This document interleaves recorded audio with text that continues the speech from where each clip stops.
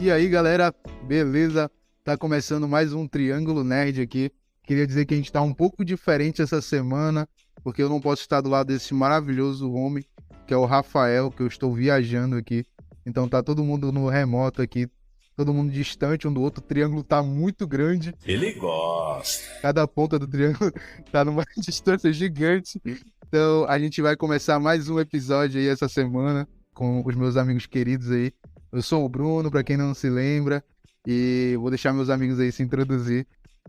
Mano, eu queria falar que se algum triângulo tiver muito grande é só o teu, porque o meu não tá. Fala, galerinha, eu sou o Lucas, sejam bem-vindos a mais um episódio do Triângulo Nerd. Aqui é o Rafa, sejam muito bem-vindos, esperamos que gostem aí do que a gente tá para trazer pra vocês em mais essa semana aí, mais esse episódio. Então, galera, esse episódio a gente vai falar sobre filmes, né? Os filmes que a gente assistiu aí essa semana, que a gente acompanhou. A gente assistiu o filme junto, riu pra caramba, que filme ruim. Mas a gente vai falar um pouco aí do nosso bloco do Cine Hype sobre Tetris, o Slash de Ursinho Pooh, que é Sangue e Mel, né? A gente vai falar um pouco também. Eu vou falar um pouco também sobre Dungeons and Dragons, D&D, e Kimetsu no Yaiba, o filme, tá? Eu também queria deixar aqui um adendo aqui que, como eu disse na semana passada, no episódio passado, eu ia ver John Wick 4, né? Infelizmente eu não posso estar falando exatamente a minha análise sobre o filme, que foi um filme que eu não gostei, tá? Gostaria de deixar bem claro aqui que o meu amigo Lucas, ele deu nota 10, 1011, as maiores notas que ele podia dar, mas eu não gostei, eu achei que não posso falar muito sobre, mas vai ficar sobre um episódio só pra gente falar sobre isso, tá?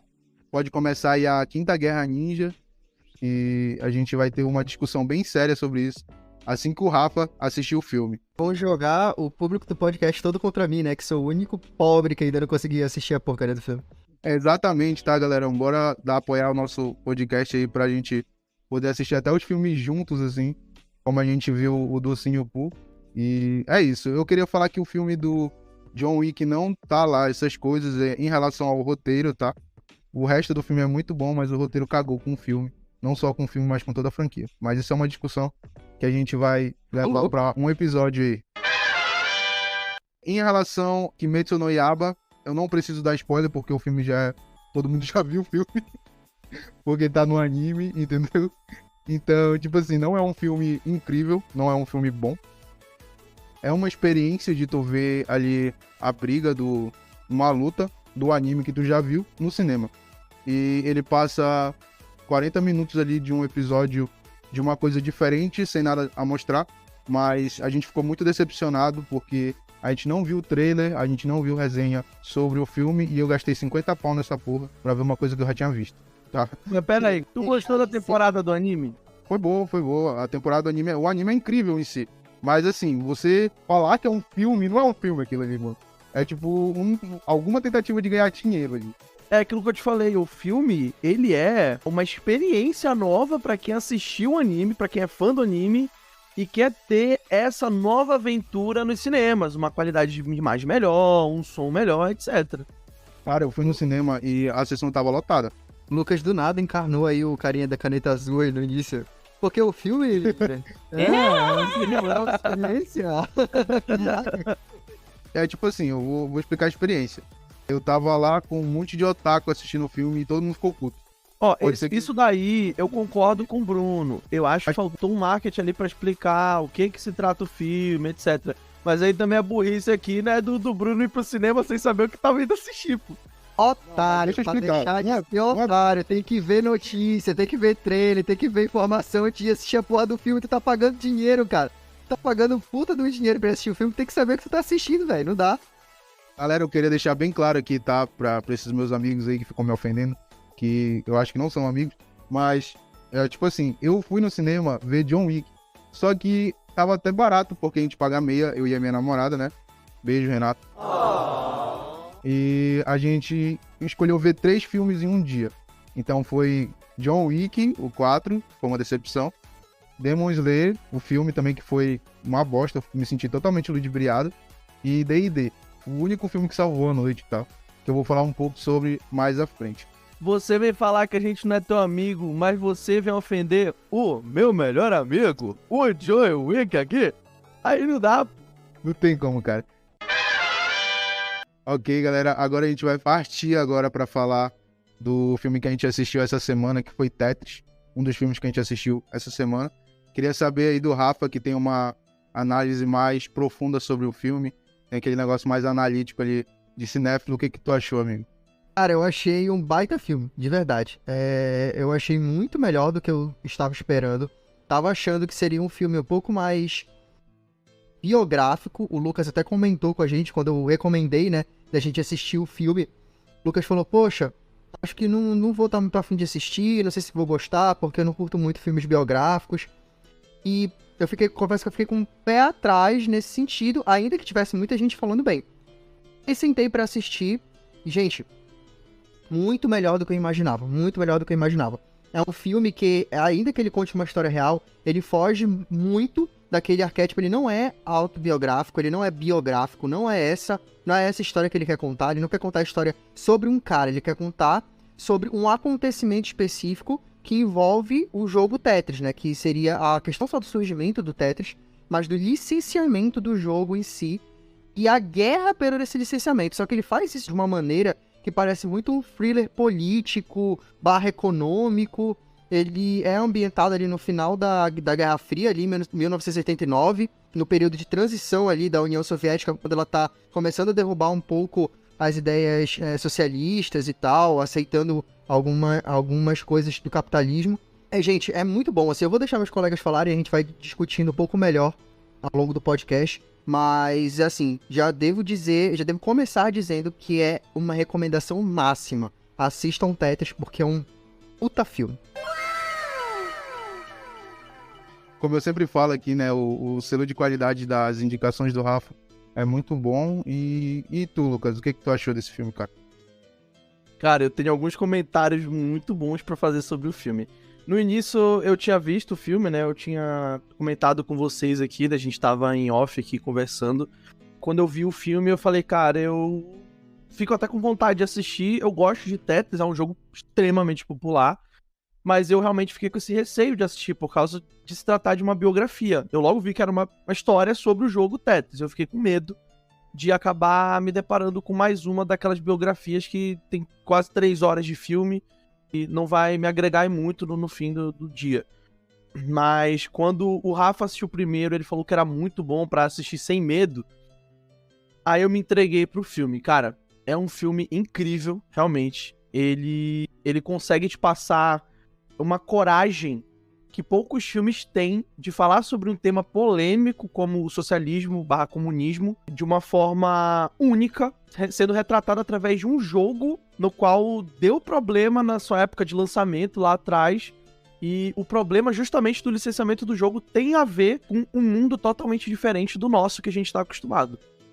Eu até falando sobre essa parte do mundo que não tá acostumado, né? Além desse filme, ele tem aquele ponto ali de ser um documentário, né? Mas não tão voltado para isso, que ele exagera ou ele diversifica, ele mostra uma forma diferente de um documentário. É como se ele estivesse fazendo Urso do Pau Branco, só que do jeito certo, entendeu? Não. Ele teve um roteiro muito bem escrito, ele apresentou tanto o universo do nosso protagonista, né, que é o Play 1, como é apresentado lá, como ele faz essa brincadeira com o filme, usando 16 bits para fazer algumas apresentações, assim, até a perseguição do carro, que ele faz tipo como se fosse um joguinho, eu acho muito incrível. E eu não sei se vocês sabem, provavelmente vocês sabem, que vocês são até mais nerds do que eu, mas o Tetris ainda é até hoje o jogo mais vendido do mundo, né? Ele tá ali em primeiro lugar. E o criador desse jogo, no começo, né, quando ele criou o jogo, ele não teve direito a nenhum lucro, porque como a Rússia era a União Soviética, no caso, era daquela forma, né? O dinheiro ele era todo pro Estado. Então é uma crítica, assim, que eles fazem uma crítica pro comunismo de uma maneira muito explícita, mostra como era retratado naquela época, como era uma coisa difícil, como até os políticos que defendiam ali o comunismo eram corruptos. Então, tipo assim, ele não tem um tom pesado, o filme, mas ele mostra isso de uma maneira muito boa, né? Eu não sei se vocês concordam com isso.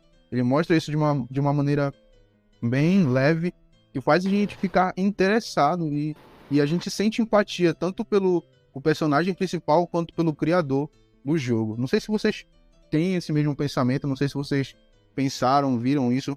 Ele é muito eficiente em mostrar uma crítica que deveria ser pesada de uma maneira leve, que é o comunismo naquela época, né? É o exemplo que eu quero dar. A gente já pensou a gente fazendo aqui um triângulo nerd e a gente começa a ganhar uma grana em relação a isso e a gente tem que dar tudo pro Estado, porque a gente não tem o direito de ter lucro pelo nosso trabalho, pela uma coisa que a gente faz. Seria uma coisa muito ruim, né? Mas o filme ele apresenta isso de uma maneira que eu achei leve. Não sei se vocês participam da mesma ideia, entendeu? Não, sim, eu concordo. Eu acho que o filme ele consegue mostrar. Ele tipo assim, ele faz uma crítica ao socialismo que não é bem direta, ainda como o Bruno falou. Ela é clara, mas ela não é bem uma crítica. Ela é mais assim, uma forma de apresentar um contexto diferente e mostrar que existem coisas que pra gente, a partir da nossa visão capitalista de hoje, são absurdas, entendeu? São muito absurdas. Então ele mostra meio que... Ele não foca em fazer uma crítica, mas ele a faz através de um contexto que soa absurdo. Como é que uma pessoa que cria um jogo de sucesso não pode ter lucros em cima disso? Sabe, ele apresenta isso até, apesar de ser claro, é até sutil no iniciozinho ali, né? Quando isso é dito. E aí depois ele meio que vai destrinchando um pouco mais. Mas eu concordo, eu achei muito bom o jeito que isso é feito no filme. Não é muito... Não fica pesado, não fica aquela coisa densa, chata e tal, de crítica. Eu achei que o filme ele também não tem aquele tom muito estadunidense, assim, do tipo, nós somos melhores, nós somos incríveis e o resto do mundo é uma merda. Eu acho que não cai para esse lado, o que é uma vantagem muito bacana também. Tipo, sobre isso, eu concordo com esse fato da crítica leve que tem ali, mas eu penso um pouco diferente, talvez, de vocês. Porque eu tenho exemplo de 2 filmes biográficos que eu gostei bastante, que é justamente Tetris e Bohemian Rhapsody, que são filmes que vêm nessa pegada biográfica com algumas adaptações roteirísticas para que você possa se apegar mais ao teu protagonista. Então, nesse caso, principalmente em Tetris, você tem uma vilanização de alguns personagens que na vida real não são tão vilões assim, como, por exemplo, o Maxwell, né, o Robert Maxwell, se eu não me engano, não sei se esse é o nome do pai, mas no caso ele é retratado como se fosse um vilão, alguém muito corrupto, alguém que quer a todo custo e a todo preço ter os direitos do jogo, e ele passa por cima de todos para fazer isso.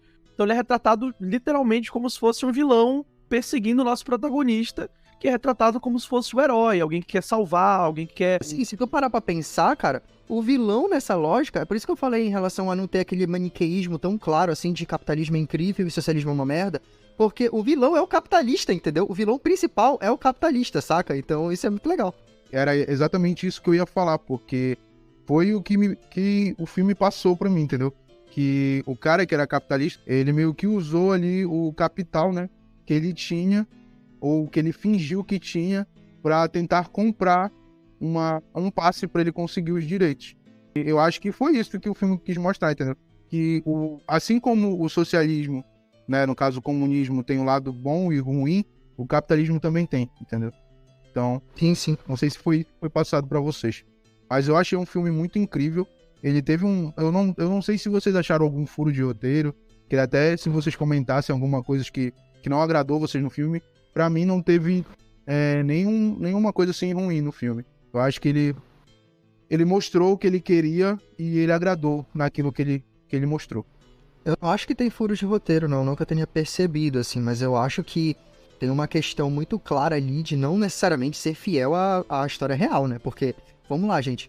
Aquela perseguição final ali, aquilo lá aconteceu, né? Por favor, pelo amor de Deus. Eu acho muito difícil aquilo ter acontecido. Acho quase impossível aquilo ter acontecido, porque com certeza não daquele jeito, se caso ou tenha ocorrido de alguma maneira. Mas eu queria falar uma outra coisa relacionada ao início do filme, uma coisa que eu gosto muito, que eu acho que é por isso que o filme é um dos pontos principais de poder do filme, que é o ritmo dele. Cara, como ele começa com uma ediçãozinha muito rápida, tipo, mostrando o protagonista, buscando um jogo, tentando vender o jogo dele primeiro, aí ele já encontra o jogo, aí ele meio que já pergunta dos direitos, daí depois já corta pra ele apresentando pro cara no banco, e sempre com uma ediçãozinha ali, com umas inserções, como o Bruno falou, em 16 bits e tal, pra apresentar os personagens, e a conversa dele com o banqueiro lá, já é bem humorada, já tem um leve tom humorístico ali. Cara, na hora que ele fala que foi oferecido 500 mil pra ele, e aí o banqueiro levanta, não, 500 mil é incrível, que bebida você quer? Eu não aceitei. E o banqueiro olha pra ele, só falta tipo, filho da puta, tu tá me dando mano, foi incrível. Tu não aceita dinheiro. E aí, cara, o filme ele já... Cara, quando ele faz isso, daí tipo, sei lá, 10 minutos de filme, o filme ele já te conquistou, ele já te cativou, e aí ele já também te fez tu te ligar com o protagonista, pelo menos pra mim foi assim, porque dá aquela ideia do cara é carismático, ele corre atrás do que ele quer e tal, e ao mesmo tempo ele é louco. Tipo, tu percebe que ele tem um parafuso a menos, assim, porque ele arrisca, ele tá disposto a arriscar. E eu acho que é uma das coisas que me cativou nesse protagonista. É um protagonista que te cativa pela coragem, entendeu? É um cara, o Lucas falou bem que existe uma certa forçada pra ele parecer um herói. Beleza, mas isso assim, não foi algo que me incomodou necessariamente, porque eu acho que é normal. No filme ele normalmente cria os seus heróis e os seus vilões, né? Não é um filme que tem o objetivo de fazer com que a gente tenha muitos tons de cinza nos nossos personagens. Tem claramente os personagens que são bonzinhos e os personagens que são malvados. E até dentro de certos pseudo-arquétipos ali e tal. Porque não são tão claros esses arquétipos. Mas... Cara, eu gostei muito do ritmo, eu acho que é uma das principais forças do filme, porque da feita que esse ritmo é estabelecido, que ele conquista a gente com esse personagem e com esse início, depois de meia hora ali do filme, quando ele vai pra Rússia, cara, ele tem uma trocação ali de situação, toda aquela edição do cara saindo de uma sala, entrando em outra, e ele explicando o que seria a diferença entre um console e um computador, aí ele vai numa outra sala, muda o contrato, aí o outro cara assina. E, cara, é frenético, assim, de um jeito que tu fica, mano, peraí, calma, deixa eu respirar, eu não tô entendendo o que tá acontecendo, mas ele também não complica tanto, apesar de ser uma situação complexa, porque envolve contrato, direito de jogo, os diálogos, eles conseguem ser frenéticos e claros, ainda que, claro, possa ter um certo nível de desconforto pra gente conseguir entender, porque é uma situação que existe, assim, um pouquinho de esforço da nossa cabeça. Mas, gente, eu acho genial, assim, a estrutura de edição do filme, como as cenas são montadas pra manter esse ritmo rolando liso, assim, cara, eu achei genial, assim. Eu achei muito bem feito mesmo. Queria dar só um adendo aqui, que eu acho que eu discordo até um pouco com o Lucas em relação do filme apresentar um vilão e um herói nessa problemática. Na minha opinião, até a gente conversando agora, me veio mais a ideia dele apresentar jogadores. Tome! Entendeu? Ele apresentou jogadores que estavam em busca de ganhar o jogo. E ganhar o jogo seria conquistar os direitos ali de distribuição do jogo Tetris. Eu acho que foi mais nessa pegada do que na pegada de herói e vilão. Até porque, como eu já tinha citado antes, ele apresenta essa questão que existe tanto corrupção no capitalismo como existe a corrupção no comunismo, né? Pensando bem agora que você falou, realmente faz até sentido, é uma boa teoria. Gostei bastante. Eu só tenho 2 pontos pra falar aqui, rapidamente falando sobre o Taron Egerton. O cara é muito bom. Ele é incrível, ele é realmente muito bom. Cara, muito bom. Eu gosto dele desde Kingsman, desde que eu encontrei ele em Kingsman. Esse cara é incrível, velho. Inclusive, tem um motivo muito bom pra ele ser protagonista desse filme, né? Porque, se não me engano, os produtores do filme é Matthew Vaughn, que é responsável por Kingsman. Então, tipo, tá tudo em família ali. Família Kingsman. Sim. E sobre a trilha sonora desse filme.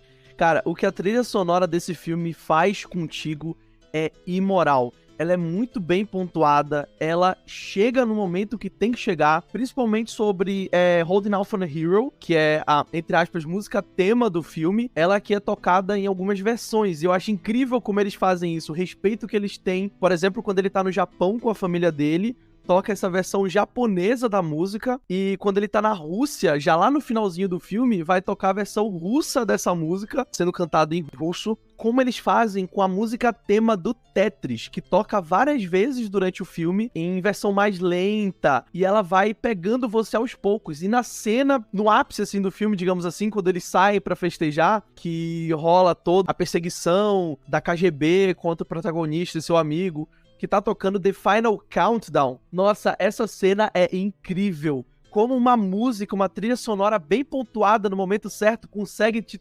animar tanto pra uma cena que normalmente não te animaria tanto se tivesse qualquer outra música ali no momento. Então, parabéns pra quem cuidou da trilha sonora do filme. É muito, muito boa. Minha nota pro filme, já pra adiantar, eu dou uma nota 8,5 de 10. E, cara, uma coisa que a gente não falou, a perseguição de carro, quando vai mudando ali as questões do carro, tipo, o carro fica 16 bits, aí depois volta e tal, e os cortezinhos na edição que eles fazem, mostram um prédio, por exemplo, em 16 bits, aí vai meio que desenovelando ali o 16 bits, mostrando o prédio real. São detalhezinhos, mas fica tão legal, cara, fica tão legal, tão bacana de ver. Agora, uma coisa, tipo, eu tenho alguns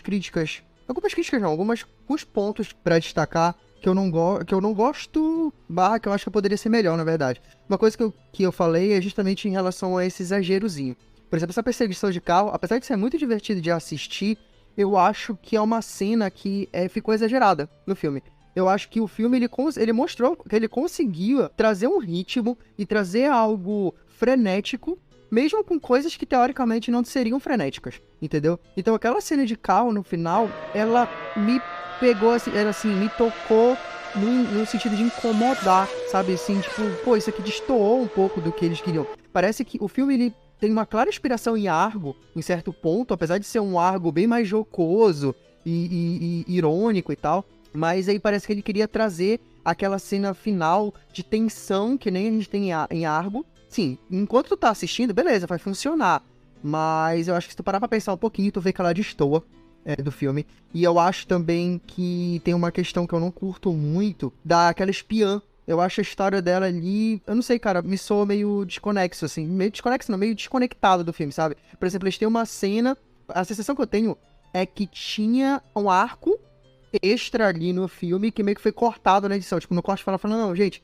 bora cortar isso aqui e tal. E aí fica, por exemplo, aquela cena que ela beija ele, depois manda uma foto pra ele. Aquilo não é utilizado pra nada, no fim das contas, assim. É meio que só pra mostrar, olha, como eles eram sacanas, eles queriam chantagear ele, etc e tal. Só que assim, beleza, eu já tinha entendido isso com as outras coisas que estavam acontecendo no filme, sabe? Eu não precisava dessa questão extra. E aí também tem o fato dela meio que ser xingada pelo cara, aí ela vai até o Mikhail Gorbachev, velho. É tipo, é meio demais, assim, sabe? Chega naquele finalzinho ali, tu fala, caras perceberam que eles tinham uma questão de tensão muito grande no meio do filme, e eles perceberam assim, gente, o final ele tem que ser mais tenso ou mais frenético do que esse meio, que já é bastante, então a gente precisa elevar o nível. E aí eles elevaram o nível, eu acho que tem a falta de lógica até de tempo. Se vocês pararem pra ver, a menina sai do lugar onde ela tá, ela vai até Mikhail, aí ela volta, não sei o que, e os caras ainda não saíram da porcaria do aeroporto, entendeu? E outra, quando ele tá sendo perseguido também, o cara vê ele entrando e vai pro avião errado, bicho. Ai, que burro, dá 0 pra ele. Vai se lascar, velho, pelo amor de Deus, mano. Saca? E outra, só um detalhezinho que eu comentei com a minha noiva. Quando o cara vai pra tentar chegar no avião, o carinha da KGB, eu falei assim, o personagem do Taron Egerton, né, os personagens principais lá, eles estão indo pra Alemanha. Aí, tá, beleza, passou o filme, aí aparece depois que eles estão indo pra Alemanha mesmo e tal. Aí a Evelyn falou assim, a minha noiva falou, pô, mas como foi que tu sabia? Eu falei, porque na hora que ele entra no aeroporto, na legenda, eu assisti legendada, na legenda aparece, voo não sei qual, a tal hora, saindo pra Alemanha. Eu falei, a legenda, ela não ia colocar essa informação lá se ela não fosse importante. Então, só um detalhe pra galera que gosta de assistir filme, que esses detalhes, assim, de legenda, informação de televisão, eles sempre acabam usando, de alguma forma. Mas, enfim, pulando pra minha nota também, tendo em vista esses probleminhas e tal, mas que eu acho que o filme ainda consegue superar, de modo geral. Eu acho que consegue ser um filme excelente, como eu falei aqui. Eu concordo com o Lucas, vou de 8,5 também de 10.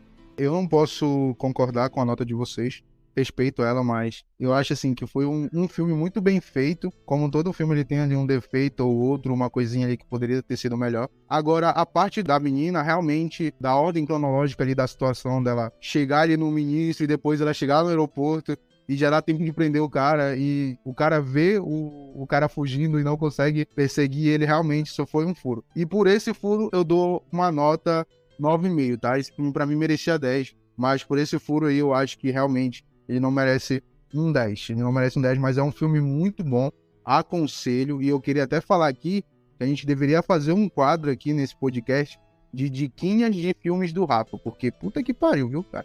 o cara pra indicar filme bom pra gente assistir. Agora, infelizmente, né, os meus amigos ainda não assistiram a estreia do D&D, que vai lançar, se eu não me engano, dia 13 de abril ou 14 de abril no cinema. Só que, detalhe, 13 de abril, né? antes de tu falar a tua opinião, só pra explicar pra galera, tem uma galera que pode ficar assim, pô, mas o filme estreia dia 13 de abril, como é que foi que o Bruno assistiu? A gente queria dizer que a gente tá conseguindo agora umas cabines de imprensa antecipado, não, mentira, quem dera. Mas se quiserem, a gente tá aceitando. Cara, o negócio foi que, assim, lançaram num festival, se não me engano, alguma coisa assim, ou fizeram umas sessões pra estreia nos Estados Unidos, algo do tipo, e deu tão certo, que aí a empresa, a produtora, né, a distribuidora, decidiu começar a fazer essas pré-estreias, meio que aleatórias, assim, muito tempo antes do filme. Tanto que a gente até estranhou, porque aqui em Belém, por exemplo, que foi onde o Bruno foi assistir, e tinha uma sessão, por exemplo, sexta, sábado, mas não tinha domingo, assim, nem segunda, sei lá. Então ficou meio esquisito, mas é por isso, a galera que viu aí essas sessões de D&D aparecendo por aí, sem entender o porquê e tal, foi essa situação. Os caras viram que o filme fez tanto sucesso, e eles falaram, não, bora adiantar aí pra ganhar um dinheiro extra aí antes da estreia. Em relação ao filme, eu não posso dar muito spoiler, até porque realmente muita gente não viu o filme, incluindo meus amigos aqui, mas é um filme, assim, divertido. Não esperem um filme incrível, tá, galera? Vou deixando bem claro aqui. Ele é um filme divertido, ele tem ali um roteiro razoável, ele tem um tom de comédia muito, muito bom. Não sei se o Rafa vai curtir um pouco, mas eu acho que até o Rafa vai gostar do tom de comédia do filme. Eu ri muito assistindo o filme. E eu queria deixar uma polêmica aqui, tá? Que a gente pode até discutir quando todos nós estivermos assistindo o filme. Que esse filme tem o melhor dragão de todos os tempos. Esse filme, o dragão desse filme me representa, entendeu? É um filme muito bom. Ele ganha ali, na minha opinião, tá? Como cinéfilo. Não sou tão especialista quanto o Lucas ou quanto como o Rafa. Mas eu dou, assim, uma nota 8 pra ele. Porque realmente ele é um filme muito incrível. Vá pra ver o filme pra você se divertir, tá? Não vá pensando que vai ser uma coisa séria, uma dramatização. É um filme pra se divertir. Ele tem ali os seus tons de seriedade, mas ali o foco principal é a aventura e diversão. Mudando um pouco de assunto, agora a gente vai falar sobre o filme que me fez gostar de Urso do Pó Branco. Calma, também não é pra tanto, né? Também não é pra tanto. O filme que me fez ter uma visão diferente do Urso do Pó Branco, tá? Posso assistir o Urso do Pó Branco de novo, só pra mim não ver esse filme de novo. Que é o slasher do Ursinho Pooh. Eu vou deixar o Sangue e Mel. Vou deixar assim meus amigos começarem a falar sobre esse filme, porque se eu começar a falar aqui, acho que a gente vai ficar umas 2 horas assim. Então eu vou deixar eles falarem pra me dar um resumo final só. Porque eu não quero me entender muito sobre esse filme. Vai lá. Gente, olha, é o seguinte. Isso aqui, que nem eu falei ainda agora, que o Bruno não assiste as notícias, não pega notícias, não pega a imagem, não pega nada. E aí eu percebi que o Lucas também não. Então vocês vão ver assim que quem é? É por isso que eu faço o bloco das notícias, entendeu? Porque essa galera aqui fica viajando a semana inteira, assim, acho que eles esperam, eu sou quase tipo o filtro deles, assim, acho que eles sabem as notícias que eu passo e assistem os negócios que eu indico, assim, porque, caraca, velho, começou o filme, eu vi o, tipo, trailer do filme, eu vi as imagens, eu vi o vídeo de crítica do filme, os cacete, já tinha visto 1 milhão de vezes como era como era tosco, né, mas como era que eles iam representar o Leitão e o Ursinho Pooh, que é tipo um cara com uma máscara esquisita lá e tal, e eles fingem no filme que eles são, tipo, uns híbridos e tal. Só que aí começa o filme, quando o Lucas e o Bruno, gente, a gente assistiu esse filme juntos em call, tá? Pela internet. E quando o Lucas e o Bruno viram eles quase surtaram. Tipo, o filme quase acabou em 5 minutos de filme, porque eles não estavam conseguindo se desprender do fato de que era um ser humano com uma máscara, assim, entendeu? Mas, gente, cara, o filme é ruim pra caramba, gente. Não tem muito o que falar. É muito ruim. Os 5 primeiros minutos começa com uma animaçãozinha bacana e tal. E é tensa. Tem uma informação ali no início da animação, que tu fica assim, caraca, velho, bagulho tenso, eu já tinha ouvido falar que era muito ruim, com essa animação eu até me iludi um pouco, pensei assim, pô, olha, talvez não seja tão ruim assim, só que ele vai piorando de um jeito.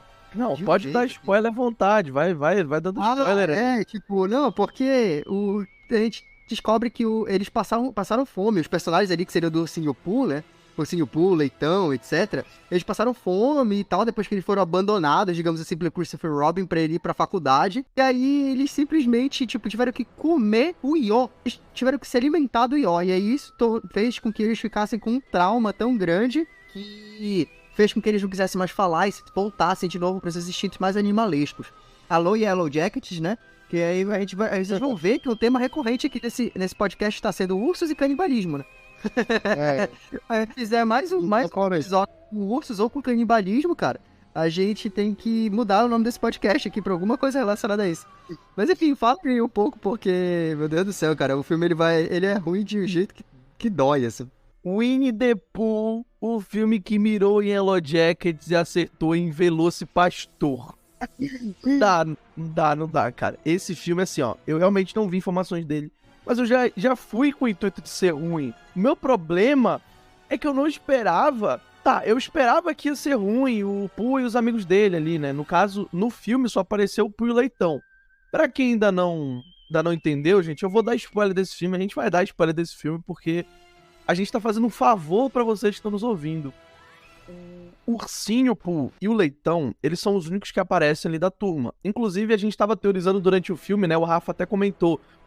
Eu acho que vai aparecer o resto ali no plot twist enquanto eles estão tentando fugir, mas não, só aparece o Pooh e o Leitão. Só que eles aparecem tanto. O meu problema é justamente esse. A cada 30 segundos esses caras de máscara estão aparecendo. Parece que é um grupinho indo pro carnaval com abadá e máscara. E, cara, me incomoda demais justamente por esse fato. Porque eles tentam introduzir algumas tramas rasas com péssimas atuações, pegaram qualquer ator ali, deram uma coca e um pastel pra eles, falaram, toma, fala aí essas coisas aí, e não consegue ir pra frente, cara. As mortes até são interessantes, só até meio gore ali, meio nojentas e tal, parece que gastaram todo o orçamento ali pra fazer as animações e as cenas de gore ali com os membros falsos sendo decapitados aqui e ali. Mas de resto, simplesmente acabou o orçamento, uma coca e pastel pra todo mundo aí, seja o que Deus quiser. Pastel com calda de cana, né? Eu queria falar assim que eu dou nota 10 pro filme, tá? Desde o começo aqui, antes de eu falar minha crítica sobre o filme. É brincadeira, hein? O filme, ele apresenta uma CGI incrível, tanto em relação ao Ursinho Pooh quanto ao Leitão. A dramatização do filme é incrível, nunca vi uma história tão bem fechada. É um CGI tão real que parece até que é um humano de máscara, né? Pois é, né, cara? Não, mano, o CGI desse filme é tão bom que tu consegue ver a corcunda, porque os caras não encaixaram a máscara direito na pessoa. E é um CGI tranquilo, assim, mano. Roda lisinho, acho que é um CGI melhor até do que do Avatar, tá? Falo isso. Caralho, tá indo muito longe. Com muita seriedade aqui, tá? É um CGI muito perfeito. Digo assim, o Ursinho Pooh e o Leitão, eles têm motivação concreta para fazer o que eles estão fazendo. As pessoas que passaram por aquilo, que é um grupo de amigas, elas não são nem um pouco burras, não são nem um pouco idiotas. As mortes não são nem um pouco ridículas. Todas as mortes são de uma forma inteligente e de uma maneira justificada. Que a gente fala, pô, realmente só dá pra matar se for desse jeito. Ou então, essa maneira de matar foi muito boa, entendeu? Então é um filme assim que é... Sommelier de meios de matar protagonistas de filmes de terror, Bruno, agora. Pô, é um filme que ele apresenta assim tudo que tem de melhor em um filme slasher. E ele encaixa ali de uma maneira assim que nenhum outro filme conseguiu encaixar. Eu tô aguardando ansiosamente pelo segundo filme. Acredito que o Christopher, ele é o melhor ator do filme. Eu acho que ele pode até concorrer ao Oscar. Não entendo uma parte ali porque ele não consegue se levantar, entendeu? Porque enquanto o urso sai matando a mulher dele, né? Até um leve spoiler aí. Ele cai no chão e fica implorando pro urso não matar a mulher dele, ele não consegue se levantar. Acontece isso 3 vezes com ele, tá? Ele é salvo e não consegue se levantar, e depois ele vê outra mina morrer na frente dele e ele não consegue se levantar. Mas assim, amigo, eu falo assim que ele pode ter tido essa falha no roteiro de não conseguir fazer o cara se levantar pra tentar fazer alguma coisa, mas a atuação do rapaz foi incrível, entendeu? Eu não sei nem o nome do ator, mas a atuação dele foi brilhante. Nunca vi uma performance, uma das melhores performances. Se ele estiver concorrendo ao Oscar, eu vou ficar muito indignado. E pra deixar claro, tudo que eu falei agora era mentira. O filme é uma bosta e a minha nota é 3. Mano, a atuação do cara é tão boa que eu fiquei do começo ao fim do filme torcendo. Por favor, mata logo esse Christopher Robin. Eu não aguentava mais. Só deram 3 linhas de fala pra ele. Desgraçado, Eu me lembro. velho. Que ódio. Eu me lembro que quando ele morreu, vocês ficaram felizes porque o cara morreu. Cara, e o pior é que só deram 3 linhas de fala pro cara. Ele literalmente fica o filme todo. Por favor, pare! Nós costumávamos ser amigos. Por que você está fazendo isso? Pare, por favor. E fica repetindo. É só essas falas deram pra ele e falaram, toma, decora só isso. E ele só fica repetindo. Ai, Ô, cara, e tem o que que é falar do aquela... amor. É Pode isso falar. que eu ia falar, o romance. Tipo, o romancezinho das duas meninas, que tu quer dizer? Das duas moças? Cara, o que é aquele plot, mano? Do nada tem uma cena solta no filme, completamente perdida. Tipo assim, eu ainda não estou preparada para seu amor. Não sei o quê. E isso não serve de merda nenhuma, velho. Não serve pra nada, bicho. Aí depois, cara, não dá, mano. Aquela cenazinha de perseguição na piscina, bicho. Inclusive aquela cena, eu só queria dizer um negócio. Eu fui o que menos odiei o filme da galera aqui. E aquela cena eu achei muito interessante porque eles podiam ter feito de um jeito mais ridículo aquela cena. Aquela cena que era só ter deixado a câmera de longe e a gente vê o cara perseguindo. Mas o cara, ele ainda tem um trabalho até de ficar meio que mexendo a câmera assim na água, né? E aí meio que dá uma dinamicidade ali na perseguição e tal. Só que, cara, bicho, de rocha, a menina já tava no meio da piscina. Aí o Leitão desce na piscina pra alcançar ela. A mina não consegue chegar do outro lado nunca, bicho. Ela a gente podia ficar mais 1 hora no filme, ela não ia conseguir chegar do outro lado daquela porra daquela piscina, cara. Inacreditável isso. E a mina não nada, né? Tipo, ela tenta ir andando. Nada, velho, pra cara, chegar do o outro pior lado, de pelo amor de tudo- Deus. O pior de tudo é que a menina nunca fez uma aula de natação. Ela saiu no cachorrinho, entendeu? Ela podia dar uma abraçada ali. Ela dava uma abraçada, dava a volta, pegava a namorada dela e corria. Mas não, ela decidiu nadar de cachorrinho. E na hora que ela morre, ela fica em pé na piscina. Sendo que parecia que ela não conseguia tocar no chão. Ela fica em pé, assim, reta, esperando a porrada do cara. Durante 1 minuto ali daquela cena, parecia que ela não conseguia tocar no fundo da piscina. Então, tipo, como eu falei, a arte da morte, assim, as cenas de morte, elas são muito bem gravadas, cara. São muito bem gravadas. Achei o filme, assim, incrível. Meu, gente, olha. Tipo, Não. tem uma coisa que eu até falei pros meninos quando a gente assistiu. Teve um cara pra mim que trabalhou. Assim, eu acho que ele conseguia se formar na faculdade com regular, entendeu? Que foi o diretor de fotografia do filme, assim. Tem umas cenas ali que elas conseguem usar um contraluz, uma fonte de luz que reflete. Tem uma cena da mulher rodando assim numa fogueira e tal, ao redor de uma fogueira, né? E aí tem uma luz assim dançando no rosto dela, etc. Tem uma questão ali da sombra escondendo certas coisas assim, em poucos momentos do filme, porque como o Lucas falou, por algum diabo de motivo os caras acharam que aquela máscara dele estava incrível, e aí eles mostram a roda porcaria dos caras na máscara, assim, na luz e tal. Tem uma cenazinha, aquela cena que os caras saem do carro, que inclusive nada a ver também aquela cena, mas enfim, nenhuma cena é nada a ver, então foda-se. Porque tipo, os caras enchem o cara de porrada, o Pooh, ele não morre, mas o Leitão, como vocês destacaram na que estava assistindo, dá 3 barretadas no bicho, o bicho morre. Então, Não, assim... Deixa eu só destacar essa cena aí, cara.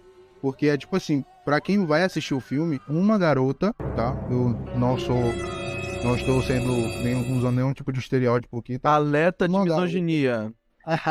Não. Uma garota, não, pelo contrário. Acredito que ela tem força, sim. Mas uma garota pegou uma marreta e deu 3 marretadas na cabeça do Leitão. E o Leitão morreu. Pelo menos foi o que pareceu, né? A gente não sabe aí como vai ser o segundo filme, mas aparentemente ele ou ele morreu ou ela desmaiou ele. Mas é que você tem Mas, que ver, assim, ó. Qual o título do filme? É Piglet Blood Honey? Não, é Winnie the Pooh. Então quem tem que brilhar é o Silvio Pooh. Tava na nossa cara o tempo dá uma- todo, a gente que não viu. Aí os 5 caras batem no Pooh e o Pooh meio que vira ali o Rock Lee, literalmente um rei do Kung Fu, e arranca a mão do cara. Antes disso, ele arranca a cara de um cara com uma tapa, mano. Com uma tapa. Então, tipo assim, eu não vou continuar repetindo ou falando dessa cena, porque eu não quero estragar a imersão de vocês, espectadores, quando forem assistir o filme, porque é um filme incrível. Mas tem uma cena ali que as meninas entram no carro dos caras, né? Depois deles enfrentarem o urso, não sei o que aconteceu com ele. Vejam o filme pra vocês saberem. Não. Aí eles meio que tem aquela perseguição e o urso sobe no carro das meninas e não consegue quebrar o vidro. Ele fica batendo assim, ó, no carro. E o vidro não quebra. Ou seja, o cara consegue arrancar a mão de um cara com um golpe, mas ele não consegue quebrar um vidro, entendeu? Ele consegue empurrar o carro logo depois, mas ele não consegue quebrar um vidro. Eu tenho uma teoria. Eu tenho pra mim... Eu tenho pra mim, o cara virou mãe agora. Eu Não, tenho o lado. E o que dá força pro Silvio Pooh é o mel. Ele usa o mel em várias Álcool cenas gel, ali. cara. Um álcool gel, né? né, Parece cara? álcool gel. E ele usa o mel pra ganhar força. E aí, quando ele tá lutando com os caras, ele acaba com a força dele. Ele tem que ingerir mais mel. Como ele não tem mais mel, ele perde a força e não consegue quebrar o vidro do carro. Mas eu não sei se o Popeye já perdeu os direitos, entendeu? Mas eu acho que isso aí é outro filme, cara. Não, mas isso vai ser abordado no segundo filme de Pooh, velho. Relaxa. Ah, mas vai ter se desenvolvido a lore ainda no segundo filme. Exatamente. Tô ansioso pelo segundo filme, tá? Queria falar assim que vai ser pode fazer uns 10 filmes que eu vou assistir que realmente são filmes incríveis, assim. E digo mais, hein? Esse filme do Ursinho Pooh, ele teve que apresentar um filme bosta e ele apresentou um filme bosta e ele merece uma nota maior do que o Urso do Pó Branco, tá? Eu ainda estou indignado com o Urso do Pó Branco. Ele merece uma nota maior porque ele falou assim: esse filme vai ser uma bosta, e ele foi uma bosta. O Urso do Pó Branco... Cumpriu o objetivo dele, né? O Urso do Pó Branco tentou e ele não acertou. E o Ursinho Pooh tentou e acertou. Então ele merece sim uma nota maior do que a do Urso do Pó Branco. Cara, então assim, Vocês têm mais algum adendo? falando da questão do diretor de fotografia, que aí nessa cena que os caras saem do carro e tal pra bater no Ursinho Pooh, tem um contraluz, até que decentezinho ali, bonitinho. Assim, eu esperava que fosse pior, tá? Apesar de tudo que a gente falou, porque eu esperava que fosse uma qualidade porca de imagem, a qualidade de imagem não é ruim, os planos não são necessariamente... Gente, não tem nada inventivo aqui. O cara joga na cartilha pra baixo, assim, pro ruim. Mas não é amador, é isso que eu quero dizer. Não é amador. As atuações parecem amadoras, mas a filmagem em si, a qualidade de imagem não é amadora e tal. A maquiagem e tal, eu acho que tá decente. Porra, a Assim, maquiagem... Não, a não a tava maquiagem da máscara deles, porra, mas a maquiagem tipo de Tá. experimento e tal. Naquela hora que o cara leva aquela chicotada com... Cara, que chicotada com coisa de cabelo é foda. Fio de cabelo. De cabelo. Não, mas não foi um fio também, porra. Não é que ele usou um fio de cabelo, cara. Foi uma trança, né? Ele pegou as tranças ali. Mas aí é boa, cara, a maquiagemzinha ali e tal. Aquela maquiagem da mulher, da cabeça dela sendo estourada, assim. É feio, mas não é tão ruim quanto poderia ser, deu pra entender? Então, assim, É por isso que eu falo, cara, é tipo... muito bom, velho. assim, é ruim, é bem ruim, mas eu acho que poderia ser muito pior. Eu dou uma nota, não sei, eu acho que eu vou ficar com 3,5, assim. Só pra ser gentil aí com o diretor de fotografia e com os maquiadores que se esforçaram, saca? Eu queria saber se alguém lembra aí quanto foi a nota que eu dei do Urso do Pó Branco, só pra me dar meio ponto a mais. 4,5 pro Super Branco. Ah, então eu dou 5 pra esse filme, tá? Dito isso, minha nota é 2 de 10.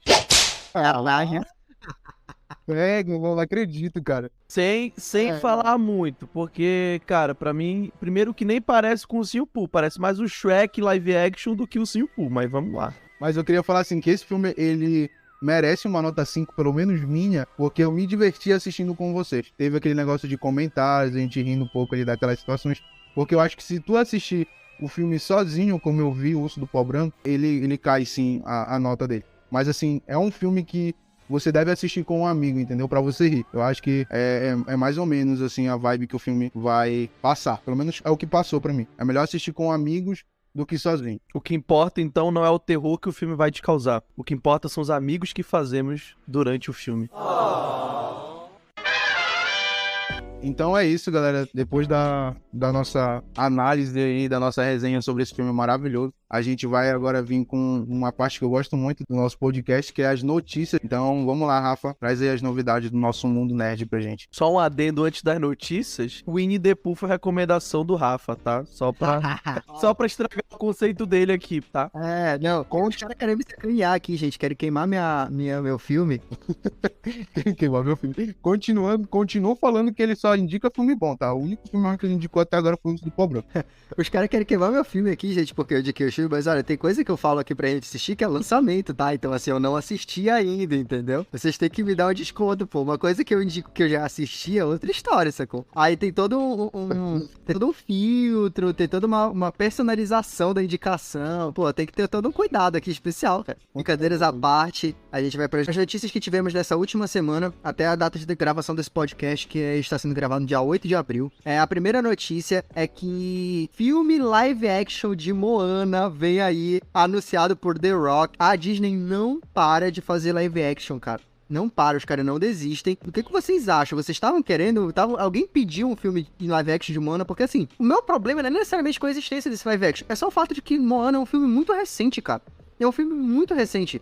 Tipo assim, pra quê, entendeu? Pra quê, cara? Tipo, não é nem como se tivesse, sei lá, uma nostalgia de Moana. Foi um dia desses que lançaram essa bagaça. É um excelente filme, inclusive. Mas, Cara, eu acho que funciona. Eu acho que pode funcionar esse filme. Não sei como é que eles vão fazer e se eles vão seguir à risca o desenho, né?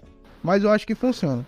Mesmo que a gente não pediu, né? É aquele negócio. Ninguém pediu live action de One Piece, mas eu vou assistir. Então, também vou assistir esse de Moana, vou dar uma chance. Tem muitos live actions aí que eu não dei uma chance, como o Rei Leão. Mas eu acho que esse eu posso até dar uma chance, porque eu gostei do desenho, do filme de desenho. Então pode ser que seja uma coisa boa. O problema é que alguém realmente pediu esse filme. The Rock pediu esse filme e é por isso que ele tá acontecendo. cara, isso realmente é porque ele perdeu o Adão Negro, assim. Se ele tivesse fazendo Adão Negro, se ele tivesse outro universo da DC lá pra se preocupar, ele tava lá, entendeu? Como ele não tem mais, aí ele foi fazer a Moana na Disney. Saiu da Warner, foi lá na Disney e pediu o live action de Moana. Eu acho que ele só pediu pra fazer esse filme porque ele quer fazer aquela parte daquela música. Alguém como eu jamais nasceu, tá olhando para um semideus. É só isso que ele quer. Bom, a nossa próxima notícia saíram alguns trailers essa semana, gente. Foi uma semana lotada de trailer, tá? Pro que a gente costuma ver. Primeiro é Secret Invasion, ou Invasão Secreta. Teve seu primeiro trailer revelado. Foi anunciado também que a sua data de estreia é dia 21 de junho na Disney Plus. Pra quem não sabe, Secret Invasion é a série que adapta o arco de invasões secretas das HQs. Faz parte do universo Marvel e traz ali o arco dos Skrulls, meio que tomando identidade de algumas pessoas na Terra e se filtrando em certas agências e tal. Claro que com certeza vai ser muito adaptado em relação ao que foi nos quadrinhos e estão só esperando pra ver o que vai rolar. Mas eu gostei desse trailer, tá? Teve um tom bem mais sério, bem mais de thriller de espionagem mesmo e tal. Eu espero que seja isso, eu espero genuinamente que seja isso. E outra, queria lançar aqui a pergunta. Nick Fury morre ou não morre? Então, eu tô achando que pelas frases ali que ele deixou no trailer, dá a entender que não somente a série vai se tratar dele como protagonista ali, tentando desvendar a invasão secreta, como eu acredito que ele vai morrer no final. Mas eu acho que invasão secreta, vindo agora, desse jeito, me dá um pouco de medo.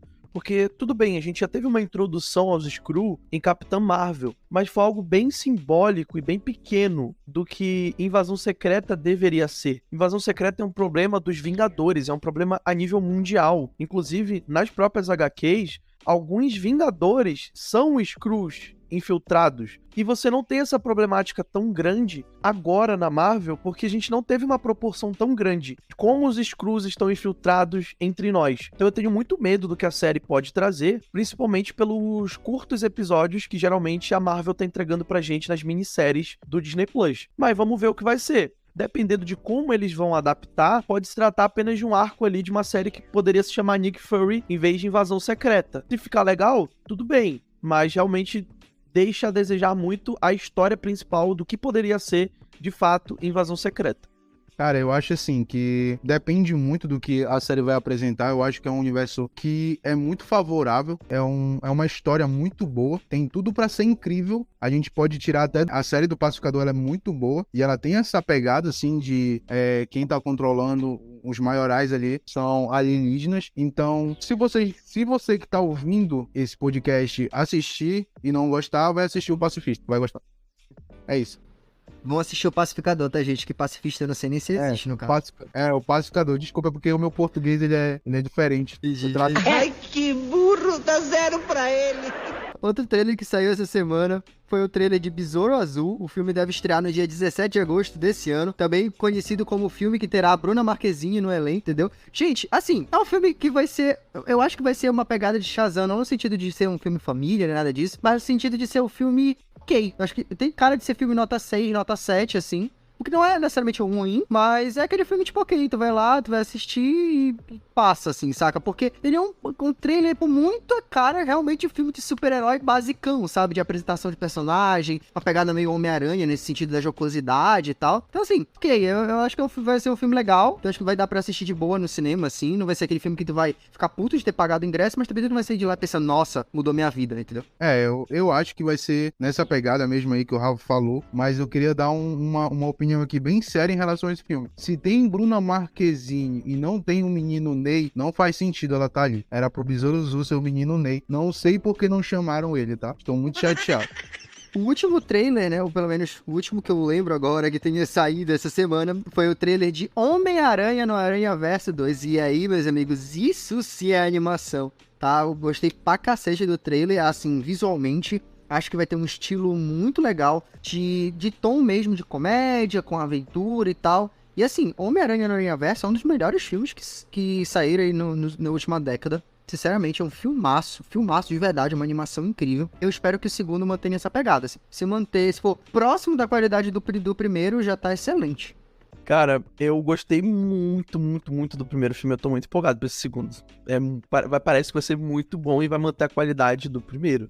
Só acrescentando aqui a notícia, essa semana também saiu o trailer de Barbie, o live action também. E, cara, eu gostei muito desse trailer, velho. Eu achei muito legal. Veio numa proposta totalmente diferente do que eu imaginava. Eu achei que ia ser outra coisa, mas eu já sabia que ia ter várias Barbies e vários Kens no multiverso. Só que a pegada deles, a comunicação deles falando e se zoando entre si, tendo aquela briga, aquela rixa, que provavelmente, assim, eu nunca tive Barbie na vida, mas eu já tive muito Max Steel. E no final do dia, sempre um Max Steel ficava brigando com o outro e dava uma porrada com o outro pra ver quem era o melhor. E o filme vai trazer isso com as Barbies e os Kens brigando pra saber quem é o melhor. E, cara, eu gostei muito, muito, muito desse trailer mesmo. Não tem como. Se Barbie não for top 10 filmes do ano, eu rasgo minha carteirinha de cinéfilo, cara. Não é possível.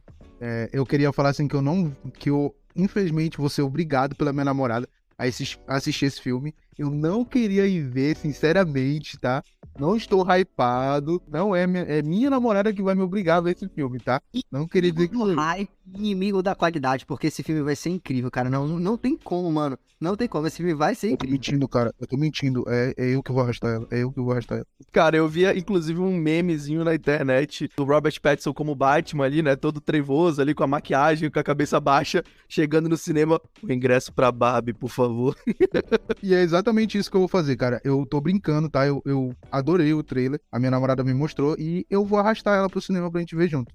Bom, pra quem não sabe... um detalhe sobre Barbie, né? 2, na verdade. O filme estreia dia 21 de junho de 2023 nos cinemas. E a segunda informação, que eu acho que talvez tenha algumas pessoas que não estejam sabendo, o filme ele estreia no mesmo dia, ou pelo menos até o momento, ele estreia no mesmo dia de Oppenheimer, que vai ser um filme do Christopher Nolan. E, cara, vai ser uma briga muito boa de ver, cara. Eu quero ver o que as pessoas vão escolher assistir primeiro, Barbie ou Oppenheimer, tá? Inclusive, por detalhe, eu acho que esse filme do Oppenheimer, com certeza Barbie, eu vou assistir. Se eu tiver a opção de assistir só um filme nesse dia, eu assisto Barbie, sem dúvida nenhuma. Mas uma coisa assim que eu acho que também é bom a gente ficar atento, que a gente discutiu até um pouco na semana passada, falando sobre questão de como é preocupante, às vezes, algumas questões de bilheteria do cinema e tal, é que Oppenheimer, ele é um filme histórico que teve um orçamento estimado em 100 milhões de dólares. E filmes históricos costumam não ir tão bem de bilheteria nos últimos tempos. Então, cara, talvez seja uma linha de corte Oppenheimer, tá? Onde a gente vai ver que se Oppenheimer fizer um sucesso, talvez a gente volte a ver esses filmes históricos ganharem um pouco mais de espaço nos cinemas, em relação a ser investido mais dinheiro neles realmente. Mas se ele for mal de bilheteria, cara, eu acho que a gente vai ver aí uma espécie de morte dos filmes históricos, no sentido de que eles vão ficar restritos a streaming, ou eles vão ser muito mais esporádicos nos cinemas, assim. Ó, dica de cinema aqui. Se você for assistir os 2 filmes, por exemplo, no mesmo dia, se você é aquela pessoa que fica muito ali na cabeça pensando sobre o filme, não tira da mente, assiste Oppenheimer primeiro, depois vai se divertir, assistir Barbie, sai com a mente bem mais leve do cinema. Já se você realmente quer se divertir primeiro e depois quer sair com a mente explodindo, pensar em um monte de coisa, assiste Barbie, depois vai assistir Oppenheimer com esse elenco absurdamente incrível. Realmente, cara, eu tô muito hypado pra assistir esse filme. Promete ser um filmão. Promete mesmo. Bom, agora eu vou passar por algumas notícias aqui e eu não sei se meus amigos vão querer comentar. Bob Iger, atual presidente da Disney, afirmou que não irá licenciar conteúdos da empresa para nenhum outro streaming. Papo também que a gente teve em um episódio da semana passada aqui,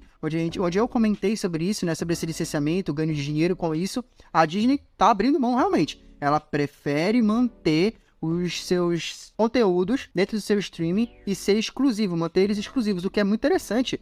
Porque, gente, pra quem não sabe, a Disney, saiu também uma notícia aí mês passado, mês retrasado, que a Disney está com simplesmente mais de 1 bilhão de prejuízo relacionado aos streams, sendo que a Disney, gente, ela tem o Disney Plus, Star Plus, Hulu, tem o ESPN Plus. Aqui ESPN Plus não existe nem Hulu, mas esses streams existem nos Estados Unidos e a Disney tem tudo isso de streaming e mesmo assim tá num prejuízo gigantesco nos streams. Então é muito curioso, eu confesso que é curioso ouvir essa declaração, porque eu achei que talvez eles começassem a pensar em voltar a licenciar os conteúdos deles aí e tal, mas pelo visto, pelo menos pro presidente que tá atualmente, né, que inclusive voltou recentemente ao cargo de presidente, ele tinha se aposentado, o cara que entrou no lugar dele tava fazendo merda, ele falou, não, rasca daí, deixa eu voltar a organizar a casinha pra passar pra alguém mais competente depois. Eu pensei que talvez ele pudesse começar a articular esse tipo de licenciamento, mas pelo visto não tá nos planos dele, não. Pra mim, isso daí é um tiro no pé, tá? Pra mim também, cara. Pra mim também.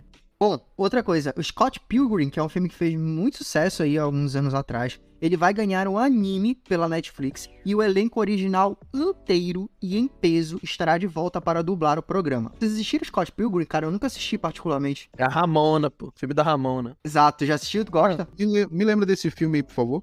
É um filme que basicamente ele se apaixona por uma garota, só que pra conquistar ela, ele vai ter que enfrentar todos os ex que ela teve. Ah, cara, que bosta, eu já assisti esse filme. Ele tem até um jogo, né? Eu acho divertidinho, eu acho bem divertidinho. Se ele tem jogo, ele tem um monte de coisa, porque o filme em si, ele faz brincadeira com várias culturas, inclusive com games, brinca com anime e tal. Eu acho que é muito divertido o filme em algumas áreas, mas não é um filmão, não. Eu acho divertidinho, é um filme sessão da tarde, né? É um filme sessão da tarde. Após trocar o diretor, o filme do Quarteto Fantástico também contratou um novo roteirista, Josh Friedman, responsável pelos roteiros da série Fundação e que também trabalhou nos roteiros dos vindouros Avatar 3 e 4. Lembrando que o roteiro do Quarteto Fantástico já tinha sido escrito, não lembro porquê agora, mas é uma galera conhecida, e só que agora ele vai ser retrabalhado, né, e também trocou diretor e tal. Cara, não sei, me tá parecendo meio que o chamado inferno de produção recaindo sobre esse filme. Vai ver o que vai rolar, cara, eu espero que eles consigam acertar as coisas aí. Antes, a escrita do roteiro tinha ficado responsável por uma galera que era mais relacionada à comédia e tal. E agora esse cara que entrou, ele tá mais relacionado com ficção científica. Então talvez eles estejam querendo mudar aí o tom do filme. Bora ver o que vai sair aí. O Quarteto Fantástico tem estreia prevista para 2025, 2026, só uma coisa assim. Novo spin-off de Game of Thrones está a caminho, tá? Tem um novo spin-off de Game of Thrones aí que já estaria nos estágios iniciais de desenvolvimento pela HBO. E a série, ela trataria da conquista de Westeros por Aegon, o Conquistador. Pra quem não sabe, esse período da história de Westeros ali no universo de Game of Thrones, ele se passa antes de Game of Thrones em si e antes de A Casa do Dragão, que a gente tá acompanhando agora. Outra notícia aí, ver se meus colegas gostaram da ideia. Eu não gostei, eu acho que tava bom 4. Tava perfeito, mas Shrek 5 teve a sua produção confirmada. E aí, junto com Shrek 5, também Sing 3, Meu Malvado Favorito 4 e A Vida Secreta dos Bichos 3 também vem aí. E assim, gente, relacionando... Eu nunca assisti Sing, nem Meu Malvado Favorito, nem Pets, não posso opinar. Mas quanto a Shrek, eu acho que ele tá sofrendo da maldição ali que sofreu o Toy Story, né? Toy Story tem uma trilogia primeira incrível, aí tem um quarto filme muito bom, mas tipo, é aquela história assim, ninguém pediu, mas já apareceu ali um pouco meio que não precisava e tal, mas beleza, fizeram um trabalho muito bom no quarto filme, então a gente aceitou. Só que vem um quinto aí. E aí, será que vai ser bom? Aí é a mesma coisa de Shrek, vem um quinto aí. Será que vai ser bom? Não sei. Eu vou manter minhas expectativas baixas para esses dois filmes. Ainda que as duas franquias sejam muito boas, sejam excelentes. Mas, não sei, vou manter meu pé atrás aí com o Shrek 5 e Toy Story 5, tá? Cara, eu não posso muito criticar essas produções da DreamWorks, que eu sou muito passapano pra DreamWorks. Eu acho que os filmes delas são muito bons, o tom de comédia dos filmes da DreamWorks são muito bons, então eu sempre espero assim, ainda mais vindo de Shrek, que foi assim a coisa que elevou a DreamWorks pro mundo da animação no cinema, então foi um Shrek assim que chegou uma coisa totalmente diferente, quebrando toda aquela cultura de princesa, de conto de fadas, entendeu? Entregou um conto de fadas totalmente diferente. Então eu vou passar pano e vou sempre querer mais. Por enquanto. Eu vou polemizar aqui justamente sobre animações. Pra mim, as animações no geral, as sagas de animações, elas têm uma maldição entre si, porque geralmente a maioria das animações, elas têm muitos e muitos filmes que são feitos que no decorrer do tempo acaba estragando lá na frente. São poucas as franquias de animações que não sofreram dessa maldição. Algumas delas são Era do Gelo e Shrek. E agora Shrek tá voltando. E isso me dá muito medo, porque eu eu particularmente não gosto muito do terceiro filme. Eu acho que pra mim, quem salva ali desses últimos filmes lançados de Shrek é justamente o Para Sempre, que eu acho mais divertido, mais engraçado, mas um quinto filme talvez eu não acho tão necessário. Mas se tá vindo, se for do agrado de todo mundo, eu particularmente gosto bastante de Shrek também. Então vamos ver o que eles têm pra entregar. O meu medo é que realmente um quinto filme estrague a franquia. Uma outra notícia que saiu essa semana, Street Fighter, sim, o jogo de luta famosíssimo, deve ganhar mais um filme live action, depois daquele filme que a gente tem com o Jean-Claude Van Damme, e etc e tal, que eu tenho certeza que muita gente viu aí nas TVs abertas da vida. O Street Fighter deve ganhar mais um filme live action, cara, sei lá, vamos ver o que vem por aí. Depois do remake dos filmes de Mortal Kombat, Fatality, vem aí o remake de Street Fighter, né? Tem que ter, cara, óbvio. Cara, é complicado ver esses filmes assim, sei lá, velho. Enfim, 2 notícias sobre produções vindouras. Spin-off de John Wick, Ballerina, deve chegar aos cinemas em junho de 2024. Pra quem não sabe, o filme vai estrelar Ana de Armas, que agora vem numa onda aí de fazer filmes de ação. Já fez 007, fez mais algum que eu não tô lembrando agora. E vai estar nesse spin-off de John Wick. Espero que seja bom, eu espero que eu curta, mas não sei se, acho que o diretor não é o mesmo do filme do John Wick, então bora ver. E uma notícia que alegrou muito o meu colega Lucas, que Coringa 2 encerrou suas gravações, finalmente. Estamos mais perto, um pouquinho mais perto de ver esse filme ganhar vida aí nas telas de cinema. Eu gostei do fato de que confirmaram que o Keanu Reeves, por exemplo, vai aparecer no spin-off de Ballerina. Então já tem mais um gostinho ali de John Wick, mesmo no spin-off. E Coringa 2, que filmão que vai ser. Cara, a partir do momento que transformaram o filme do Coringa em musical, eu perdi o interesse. Eu não gosto de musical, tá, gente? Mas você tem que entender que já tá no nome do filme que vai ser um musical. Coringa 2, Juntos e Shallow Now. É porque no original tá em francês ali, né? Em português é... Uma tradução livre, né? Uma tradução livre, a gente se chama... Sim, exatamente. Outras datas de estreia aí. E outro trailer que eu esqueci de citar, tá? A Ahsoka também ganhou um trailer. A série da Ahsoka, que foi uma Ahsoka Tano, que foi uma Jedi introduzida aí no universo Star Wars, em Star Wars Rebels, a animação.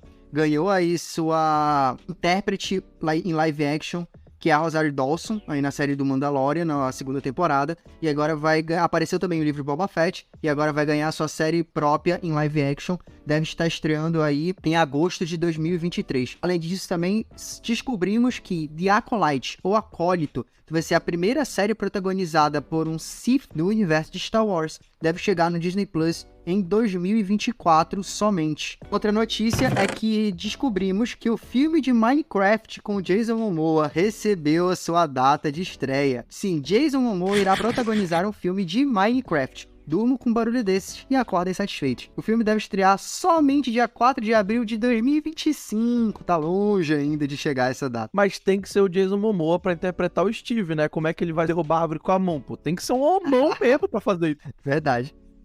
Outra notícia também aí, o live action de data, né? O live action de Five Nights at Freddy's deve estrear dia 27 de outubro no cinema. Mais uma adaptação de games vindo aí, né? Tomara que seja boa.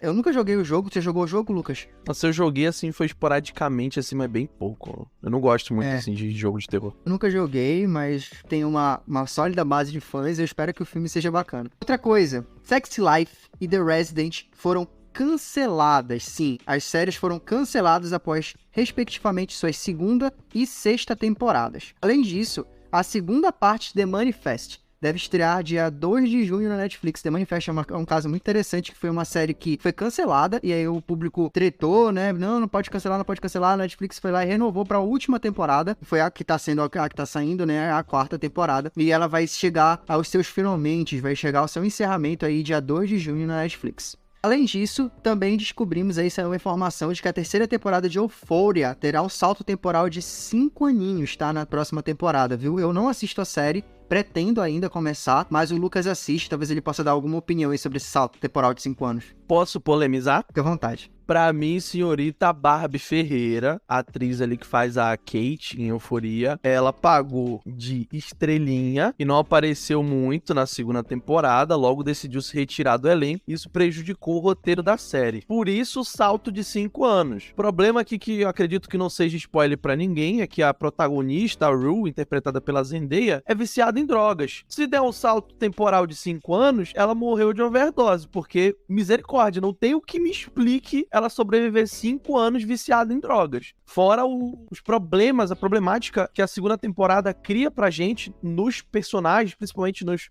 personagens do elenco principal, e eu quero saber como os roteiristas vão fazer pra dar um salto de 5 anos, sendo que as urgências do episódio do Season Finale da segunda temporada requerem soluções imediatas. Então você dá um salto temporal de 5 anos aqui talvez prejudique muito a série. Vamos ver o que eles têm em mente. Talvez os caras sejam gênios novamente e tragam uma coisa absurdamente boa de novo. Bom, e aí eu deixei pro final 2 notícias que envolvem coisas que a gente comentou recentemente. Inclusive, gente, se vocês nos acompanham, deem essa moral aí pra gente, que diversas notícias que estão saindo hoje, estão aí, saíram essa semana, estão em episódios anteriores, discussões relacionadas a elas, tá? Nos nossos episódios anteriores aí, então pô, dê essa moral pra gente, que a gente tá aqui quase que em tempo real, tá repercutindo um monte de coisa interessante e atual pra vocês, entendeu? Shazam 2, nós discutimos sobre o flop de Shazam 2, noticiamos, discutimos sobre, e é o seguinte, menos de um mês depois de sua estreia nos cinemas, Shazam 2 chegou, da data de gravação desse podcast, chegou ontem, dia 7 de abril, ao VOD, ou seja, ao Video On Demand, já se pode alugar e comprar o filme aí nas plataformas digitais. Então, que tristeza, velho, que tristeza a repercussão desse filme, assim, nesse sentido de bilheteria e tal. Menos de um mês depois ele já tá disponível. Olha, eu sinceramente, eu fico com pena do Zachary Levi, com pena de realizadores e tal, porque, beleza, o filme não é lá essas coisas, não é incrível, mas, gente, é um filme divertido, é um filme bacana pra assistir. Inclusive, quando chegar no streaming, ou se você tem pressa e tem dinheiro, quer alugar pra assistir, eu acho que vale a pena sim, tá? É um filme bacana de assistir aí no domingo à tarde, principalmente ela tem família aí, então, pra assistir com colegas, com irmão, com amigo, pô, muito bacana, então eu fico triste, sinceramente, com essa repercussão tão negativa que o filme teve. E a última notícia foi algo que a gente também citou no episódio de discussão, justamente falando dessa questão das bilheterias, dos filmes de herói, etc. Falamos sobre a distribuição de mídia física e como tinha sido perdido, né, muito do lucro que as empresas recebiam pela distribuição de mídia física, porque ela quase não é mais vendida. É o seguinte, grandes produtoras não possuem mais contrato de distribuição de mídia física no Brasil. É isso mesmo que vocês ouviram. Essa semana a Sony encerrou, a Sony era a última grande distribuidora que ainda possuía contrato de distribuição de mídia física aqui no Brasil, e ela encerrou o seu contrato de distribuição, então agora nós não temos mais grandes empresas, grandes produtoras de filmes fazendo distribuição de mídia física aqui no Brasil. Gente, e eu acho que isso é um reflexo muito grande, não só do desinteresse, mas, gente, preço. Cara, é ridículo o preço de uma mídia física no Brasil. É completamente ridículo, cara. Tipo, tu ainda vê um lançamento, tu chega, por exemplo, numa loja como a Saraiva, tu ainda vê um lançamento de filme normal, não é Blu-ray. É um filme em qualidade normal, digamos assim, 720, 1080p. Se bem que eu nem sei Blu-ray, eu acho que é 1080p, né? Deve ser 720, que é o mais próximo disso, que não é Blu-ray ainda. E aí, cara, o bagulho tá tipo 50 conto, velho. Pelo amor de Deus, gente. 50 conto, eu assino pelo menos uns 2, 3 streams no mês, saca? Um Blu-ray, então, tem Blu-ray de 60 conto. Não tem condições, velho. Não tem condições isso. E eu gosto de mídia física, tá? Eu gosto, eu tenho algum outro filme aqui em mídia física, eu achava legal, mas, cara, não tinha como, eu não tenho dinheiro pra comprar mídia física, e virou mesmo uma coisa só de colecionador, e, cara, aconteceu isso, assim, eu acho que é triste porque a gente perde, mídia física tem muita coisa de conteúdo extra, muito legal. Eu tenho aqui em casa, por exemplo, um box com os 7 filmes de monstros da Universal. Então, Drácula original, Frankenstein original, Monstro da Lagoa Negra, etc. E, por exemplo, nesse filme do Drácula que eu assisti, tem toda uma trilha comentada. Então tu consegue assistir o filme com os comentários de alguns realizadores, de alguns estudiosos do filme. Tem algumas entrevistas sobre o filme, né, de pessoas muitos anos depois falando sobre o filme. Então, cara, esses conteúdos originais, esses conteúdos extras, são coisas que a gente infelizmente não tem nos streams. Também é uma falha gigante dos streams pra mim, não ter isso, e a gente perde não tendo as mídias físicas mais aqui. Mas enfim, né, isso que aconteceu, né, essa nossa realidade. A internet veio pra facilitar muita coisa, facilitou muito. Eu amo os streams, eu amo a existência dos streams, mas eu acho que nesse caso não deveria ser ou um ou outro. Eu acho que eles poderiam coexistir. Mas infelizmente com esses preços que a gente tem, sinceramente, realmente fica meio difícil. Mas isso aí já não é de agora também, não afeta só os filmes, né, e séries, até os livros mesmo. Agora com a essência de Kindle e de outros até streamings pra você ler online, é mais difícil você ter acesso aos livros, principalmente depois da taxação de livros não educativos no Brasil, né? Então tá realmente muito, muito mais caro esse tipo de coisa.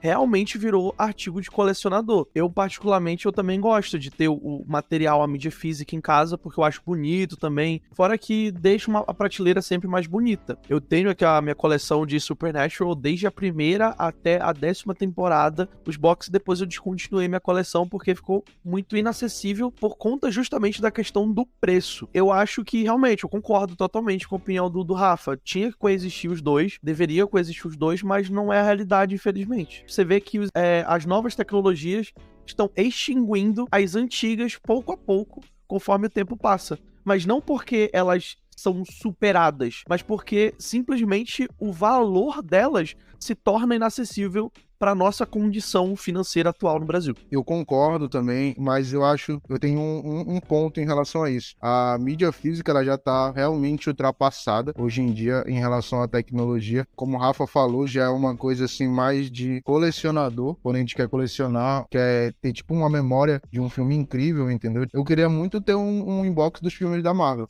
desde o Homem de Ferro até o Últimos Vingadores. Mas eu não posso ter porque sairia muito caro, entendeu? Então é uma coisa que eu queria, mas a indústria não deixa eu como um consumidor. É isso, cara. O Brasil acaba que ele é um dos países onde a pirataria corre solta, assim, mais forte. E, mano, se esse tipo de preço, se esse tipo de prática continuar, esse tipo de coisa também vai continuar.